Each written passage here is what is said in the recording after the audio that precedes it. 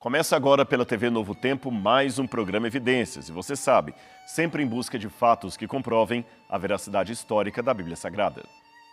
No programa de hoje, vamos continuar estudando a história do cristianismo durante a Idade Média e Idade Moderna e a sua relação com as profecias de Daniel, capítulo 7, que fala do chifre pequeno e o seu combate, a sua guerra aos santos. Quer saber mais sobre este e outros detalhes? Então não sai daí, porque Evidências volta já já.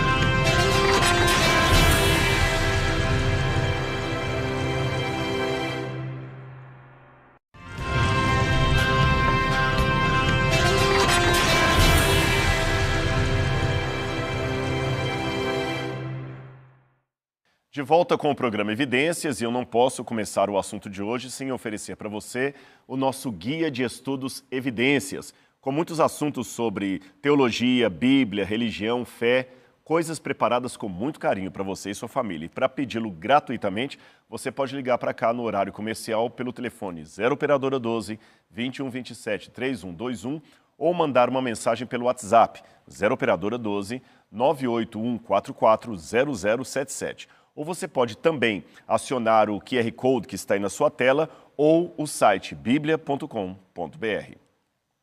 No programa passado, eu estava contando para você um pouco da história do cristianismo e como surgiu a ascensão papal na Europa. Aliás, se você não assistiu aquele programa, é muito importante que você assista, porque o que eu vou dizer aqui é um complemento do que foi dito no programa anterior. E sem aquele, muitas informações que eu darei poderiam estar um pouco perdidas ou soltas. Resumindo apenas para relembrar os pontos principais, eu falei um pouco sobre o debate em torno da expressão Igreja Santa e Pecadora, Casta Meretrix, e como a própria Igreja Católica reconhece erros passados cometidos por ela ou por pessoas, membros dela, em nome de Deus. Como eu mostrei com várias citações de teólogos, pensadores, isto não significa a acusação gratuita, mas o reconhecimento dos erros e pecados cometidos pela Igreja. Se esses erros foram mesmo de cunho eclesiástico ou daqueles que compõem o rol de membros da Igreja, vai depender da posição que cada um tem em relação a este detalhe, que, como eu falei, se a Igreja seria casta meretrix, uma prostituta consagrada, ou se seria immaculata ex maculatis, uma igreja completamente pura, vinda da pureza. É claro que aqui eu estou tratando do assunto dentro de uma vertente católica, porque nós queremos conhecer o cristianismo medieval que possibilitou o surgimento, como eu falei com vocês, daquele elemento mencionado em Daniel 7 como sendo o chifre pequeno. E nessa época da Idade Média, não havia ainda nenhuma das religiões evangélicas, pentecostais ou protestantes que nós conhecemos hoje em dia. Então, por isso que eu falei mais da visão católica a esse respeito. Essa é a única razão pela qual eu estou citando nominalmente esse segmento dos cristãos e não outro. A intenção aqui não é dizer que apenas um movimento cristão tem falhas e que os outros seriam perfeitos. De maneira nenhuma. É apenas uma questão de delimitação do estudo que estamos fazendo do capítulo 7 de Daniel. Portanto, como eu disse, este será um assunto muito importante e é necessário que você assista ao programa da semana passada. Ele está postado, inclusive, no nosso canal do YouTube. Você pode encontrar lá, Evidências NT. Aliás, aproveitando o ensejo, se você ainda não é inscrito no canal do programa Evidências no YouTube, eu convido você a fazer parte de nossa rede social, tanto no YouTube quanto no Instagram. Há informações preciosas esperando por você. Agora, no que diz respeito à admissão de erros, como pretendem alguns, a admissão de excessos cometidos em nome de Deus pela Igreja na Idade Média, um exemplo desse reconhecimento por parte do catolicismo pode ser visto numa ação do Papa solicitando um estudo sobre a Inquisição. Eu vou contar para você como foi esse processo. Lembra quando eu falei no programa anterior sobre o pedido de perdão que o Papa João Paulo II fez em público numa missa de Quaresma do ano 2000? Lá ele havia falado dos abusos que a igreja cometeu durante a história e dentre esses abusos estava em destaque a questão da Inquisição. Ora, não foi bem uma meia-culpa da parte do Papa, como anunciaram as mais diferentes mídias. Não, o Papa não condenou necessariamente a Inquisição, mas apenas os eventuais exageros ocorridos no processo da Inquisição. Agora, o que seria, afinal de contas, a Santa Inquisição da Igreja Católica? A Inquisição foi uma espécie de tribunal eclesiástico instituído pelo catolicismo no final do século XII, com o fim de investigar e julgar sumariamente pretensos hereges, feiticeiros e acusados de crimes contra a fé da Igreja. Foi instituído esse tribunal para efetivar o processo criando o Santo Ofício, ou o Tribunal de Condenação de Heresias. O Santo Ofício foi instituído pelo Papa Gregório IX em 1233 com o intuito de investigar as heresias dos cátaros, também chamados de albingenses, um grupo separatista da Igreja Católica de então. Esse pedido de perdão feito pelo Papa João Paulo II tem um contexto, portanto, que começou em 1998, quando ele autorizou a abertura dos arquivos do Vaticano para que um time inicial de 21 historiadores pudesse examinar os processos da Inquisição e preparar um dossiê que ficou pronto 6 anos depois e contou com cerca de 800 páginas. Depois houve mais de 40 outros acadêmicos que se ajuntaram ao time de especialistas para avaliar toda a documentação do Vaticano. O material foi editado por Augustino Barromeu e foi intitulado A Inquisição, Atas do Simpósio Internacional. Bem, o resultado da pesquisa ou a produção do documento, na verdade um verdadeiro calhamaço de mais de 600 páginas, serviu para que muitos corressem para a internet dizendo que felizmente ou finalmente se fez justiça à Santa Igreja Católica. Afinal de contas, descobriu-se que a Inquisição não matou tanta gente, nem foi um ato desumano. Caso encerrado. Será? Nem tanto.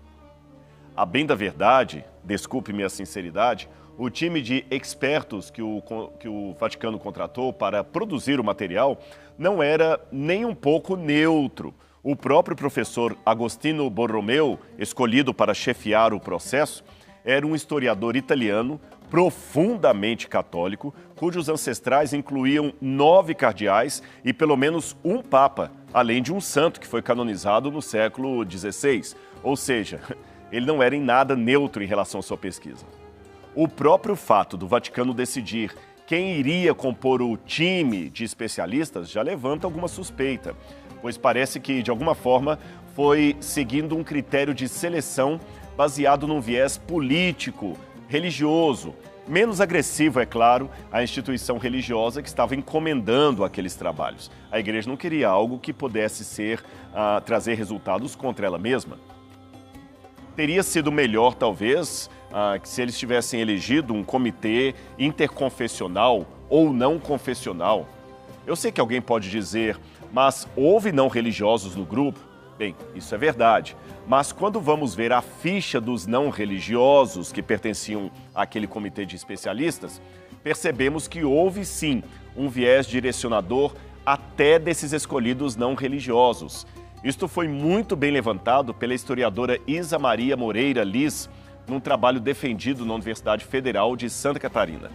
A filósofa espanhola Maria Elvira Barea é um exemplo do que seria esta pluralidade orientada, digamos assim. Declarada como alguém de fora da Igreja Católica e até agnóstica, esta filósofa afirmou numa entrevista o seguinte: embora eu não seja crente, levo os meus filhos à catequese e tenho as minhas discussões com os sacerdotes do meu bairro. Barea, inclusive, faz parte do atual movimento revisionista de defesa da Inquisição Católica. O seu caso, porém, não é nada neutro, muito menos uma exceção. Agora, a despeito disso, de acordo com o anúncio do Vaticano, o grupo de historiadores teria sido escolhido por questões técnicas e não ideológicas. Eram, segundo foi dito, especialistas em assuntos com grande reconhecimento na academia.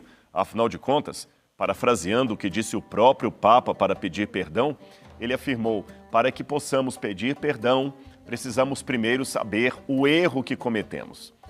Ora, a sua fala já encerrava a suspeita de que visões emotivas e ideológicas estariam por século criando uma narrativa anticatólica ao contar a história da Inquisição, o que poderia ser, na visão do Papa e dos clérigos, uma distorção dos fatos. A Igreja não foi má e a Inquisição não foi desumana. Bem, quando o documento ficou finalmente pronto e foi publicado, uma coletiva de imprensa foi marcada para anunciar o resultado das pesquisas. Borromeu, o chefe da equipe, disse a um jornalista espanhol que o livro afasta a ideia de que os acusados quase sempre acabavam queimados na fogueira. Segundo ele, apenas 2% das pessoas que foram julgadas por tribunais católicos teriam sido, de fato, sentenciadas à morte. Segundo uma tabela levantada por Isa Maria Moreira Liz, estes são alguns dos números que o dossiê apresenta. Eu vou colocar aqui na tela para você. Bom, os dados inquisitoriais sobre a Inquisição Romana. De acordo com o que foi levantado, na Itália, você teve 44 mil casos de ações de Inquisição e apenas 25 pessoas foram sentenciadas à morte, o que dá 0,1%. John Todeschi também fez um apanhado de 1542 a 1761 e depois de 1555 a 1593. Em ambos os casos, você teve apenas 99 pessoas sentenciadas à morte e 4 pessoas. Numa outra pesquisa, a Inquisição de 1551 a 1647 encontrou 1.000 casos de pessoas levadas ao Tribunal do Santo Ofício e apenas 5 foram condenadas à morte. E também há um caso de Veneza que você resultou apenas em 14 pessoas que foram condenadas à morte. Ou seja, o argumento que eles usam é que o número de pessoas mortas pela Inquisição é muito, muito pequeno.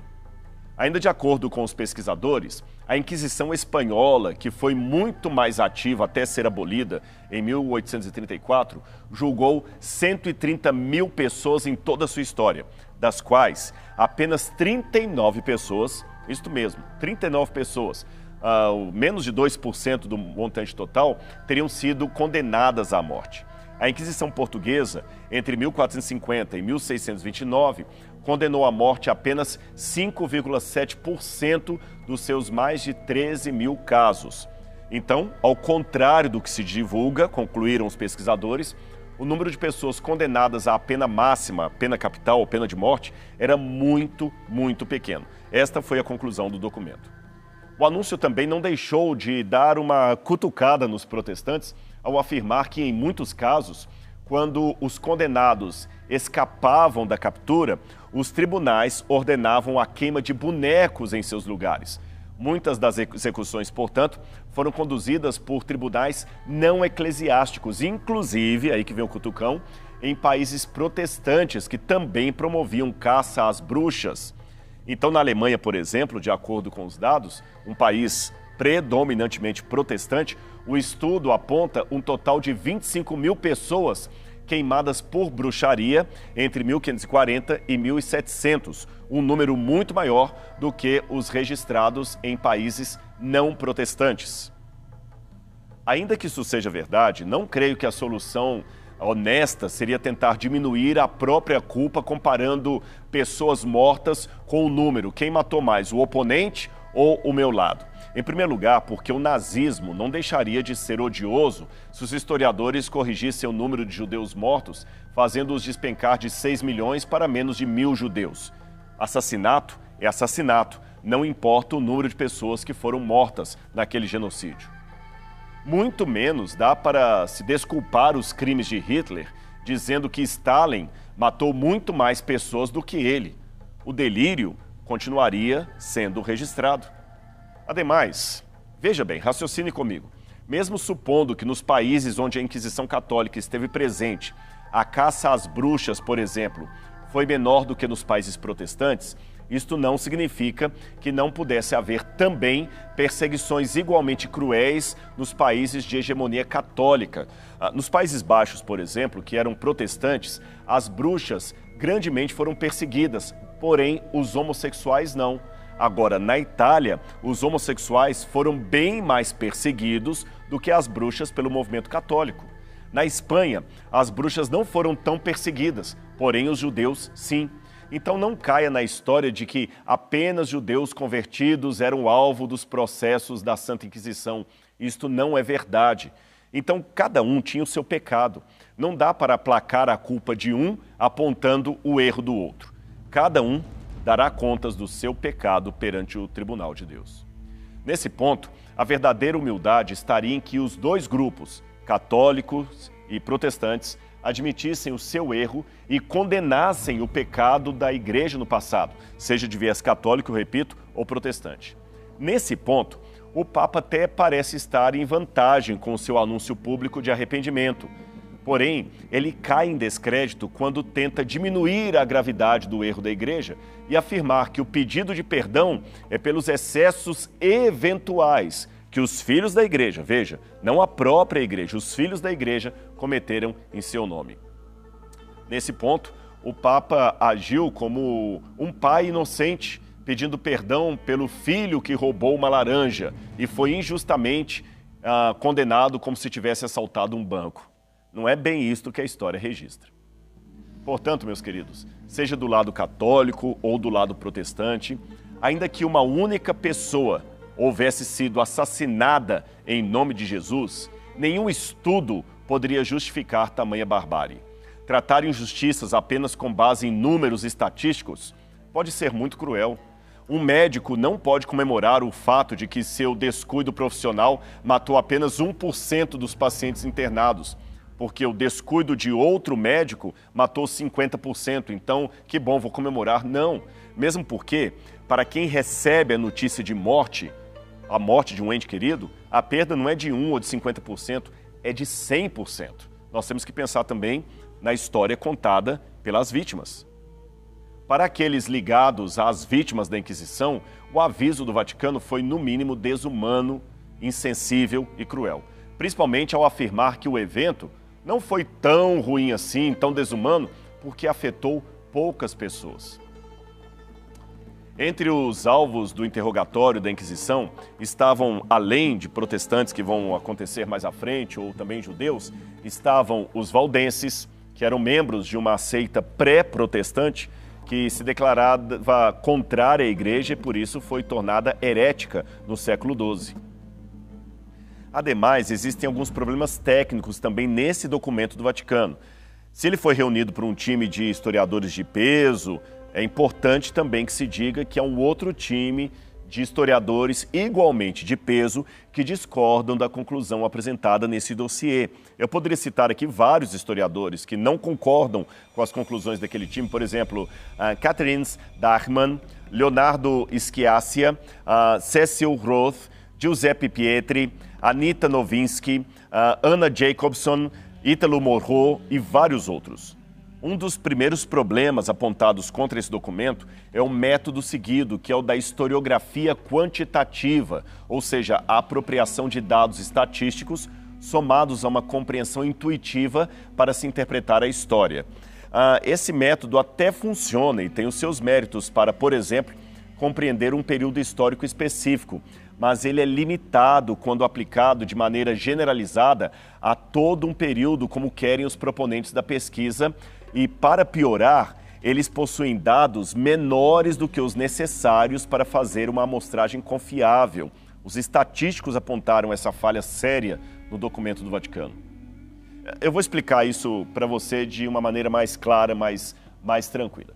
De acordo com a doutora Anne Schutt, que há anos pesquisa a Inquisição junto aos arquivos da Santa Sé e outros detalhes também, outras fontes, os dados guardados no arquivo da Congregação para a Doutrina da Fé no Vaticano, o órgão que substituiu o Santo Ofício, não temos todas as referências ali, mas muitos fragmentos, ou seja, ela concluiu que o que está guardado nos arquivos do Vaticano representaria apenas 10% de todo arquivo original. Ou seja, para fazer uma pesquisa quantitativa, exaustiva, você precisaria de ter mais dados que nem o arquivo do Vaticano tem, porque muitos documentos foram queimados, destruídos a mando da igreja. O que teria ali para ser pesquisado, repito, não representava nem 10% do que foi produzido. Eu vou colocar algo aqui na tela e você vai entender. Esse livro aqui, que eu quero chamar a atenção, porque é um livro muito bem feito sobre políticas, reformas, comunidades, políticas, nações e impérios. Esse é um tratado acadêmico, esse aqui é um livro publicado pela editora Brill, e essa editora só publica material de alto padrão acadêmico. Nesse livro, registra-se que houve muitas e muitas destruições de documentos da Inquisição ao longo da história. Algumas destruições foram acidentais, outras foram por descuido e outras foram propositais. Eu vou dar um exemplo para você. Em 1810, Napoleão, só para que você tenha uma ideia, ordenou que 3.000 caixas de documentos papais, 3.000 caixas, fossem transferidas para Paris, inclusive todo o arquivo do Santo Ofício. Porém, 5 anos depois, um representante do Papa, chamado Marini, foi enviado a Paris para trazer de volta os documentos da Inquisição para Roma. Mas, por alguma razão que ninguém conhece, ele chegou à capital francesa com a incumbência de levar apenas 10% do material. E os demais 90%, pasmem, foram vendidos como papel de rascunho e foram rasgados para enchimento de almofadas e colchões. Agora a pergunta que se faz é, por que a própria igreja mandou destruir 90% do arquivo da Inquisição? Então o problema é que, por maior que fosse o número de documentos apresentados ao time de Borromeu para preparar o dossiê do Papa, esta quantidade ainda era ínfima, se transformada em percentual daquilo que se perdeu. Seria a mesma coisa de eu entrevistar 2.000 pessoas apenas em Curitiba, Florianópolis e Porto Alegre e achar que tenho ali um resultado que contempla todo um país continental e diversificado, como é o caso do Brasil. Ou seja, 2.000 pessoas é até um bom número, mas geograficamente ou estatisticamente insignificante para apresentar uma amostra que valha para um resultado de fato científico. Esse foi um grande problema daquele dossiê encomendado pelo Papa. Até mesmo o historiador Carlo Gisborg, que fez parte do grupo, mas por alguma razão não teve o seu trabalho publicado no dossiê final, admitiu para um jornalista uma coisa muito interessante sobre esse trabalho. Ele falou que ele mesmo, enquanto acadêmico, tinha sérias dúvidas quanto ao método ou ao uso da estatística para fazer uma avaliação de um período tão grande da Inquisição, pois, abro aspas, em muitos casos, nós não dispunhamos de provas. As provas simplesmente se perderam, foi o que falou o historiador. Fecha aspas. Para piorar as coisas, os dados ficam ainda mais por conta da segunda fase da Inquisição, quando esta, de acordo com a história, estava mais branda. Os números da Inquisição Espanhola entre 1540 e 1600, o seu período de declive, são seguramente uma melhoria se comparados aos anos da Inquisição de 1478 a 1530, quando a perseguição foi muito maior. Os dados, portanto, eram de uma época de declínio do uso da Inquisição. O próprio professor Borromeu explicou mais tarde o seguinte, abro aspas, a Inquisição medieval não era a mesma coisa que a Inquisição dos séculos XVIII e XIX, quando as pessoas eram muito mais sensíveis às injustiças. Na Idade Média, a Inquisição era muito popular porque os hereges eram vistos como inimigos e perigosos, e a pena de morte era então muito normal. Portanto, esses números que o Papa apresentou não representam toda a história da Inquisição, muito menos cobrem quantitativamente toda a sua abrangência e as mortes que ela acabou culminando. Por mais que eu concorde que é caricatural dizer que milhões e milhões de pessoas foram mortas pelo Santo Ofício, também acho, no mínimo, insensível dizer que isto não foi nada, não foi tão cruel, porque, afinal de contas, pouca gente morreu. E lembre-se, antes de ser apenas um erro dessa ou daquela igreja, esta foi uma página desastrosa da própria história do cristianismo, e não apenas de um setor dele. O próprio professor Borromeu negou que fosse o objetivo do estudo diminuir o peso dos erros da Inquisição. Eu quero mostrar para você o que ele declarou. Aliás, o professor Borromeu foi muito feliz nessa declaração dele, por isso que eu quero trazê-la à baila aqui. Vamos ler o que ele falou. Não quero dizer que a Inquisição tenha sido uma instituição ética. Isto não muda a natureza do problema. A de que pessoas foram julgadas por suas crenças religiosas. Para os historiadores, porém, os números têm significado. E para nós, o significado fica ainda maior quando vemos que tudo isto foi o cumprimento das profecias de Daniel. Pelo que nós vimos nos programas anteriores, acerca do pequeno chifre, eu espero que você ainda se lembre dele, apesar desse ato, aquele movimento que houve ali naquela parte do cristianismo seria justamente a versão apostatada dos princípios de Cristo e que daria prosseguimento a uma dura perseguição à verdade depois do ano 476, quando houve a divisão do Império Romano. A profecia ainda nos revelará outras coisas que o pequeno chifre foi fazendo de abomináveis ao longo da história do cristianismo, como, por exemplo, mudar os calendários, mudar a lei de Deus, perseguir os santos do Altíssimo. Eu vou discutir esses assuntos com você no programa da semana que vem com mais detalhes, para que você possa saber de tudo, à luz da história, à luz da Bíblia, à luz da profecia. Dizem que, certa vez, é uma história que muitos contam por aí, João Hus estava à porta de uma catedral conversando com um amigo. Ambos olhavam o ouro, a riqueza, a suntuosidade daquele prédio e começaram a lembrar-se de um tempo, num passado remoto, que, de acordo com o livro de Atos dos Apóstolos, 2 discípulos de Jesus, Pedro e João, estavam à porta do templo em Jerusalém. De acordo com o relato de Atos, eles estavam subindo as escadarias do templo quando um homem pediu esmola. Aquele homem era aleijado, então Pedro falou: não tenho prata nem ouro, mas em nome de Jesus, levante-se e ande. Então João Hus ouviu do amigo o seguinte comentário: com tanta riqueza, com tanto luxo, com tanto ouro, a igreja não precisa mais reclamar como Pedro: não tenho prata nem ouro. Ao que João Hus respondeu: é verdade, mas talvez já não tenha mais autoridade para dizer: levanta-te e anda. É triste quando a igreja troca o Espírito Santo, a Jesus, pelo mundo. É triste quando troca a verdade pela mentira. Mas nós temos outras coisas para estudar a respeito desse assunto e você verá no próximo programa Evidências, na semana que vem, aqui na TV Novo Tempo. Eu aguardo você. Até lá.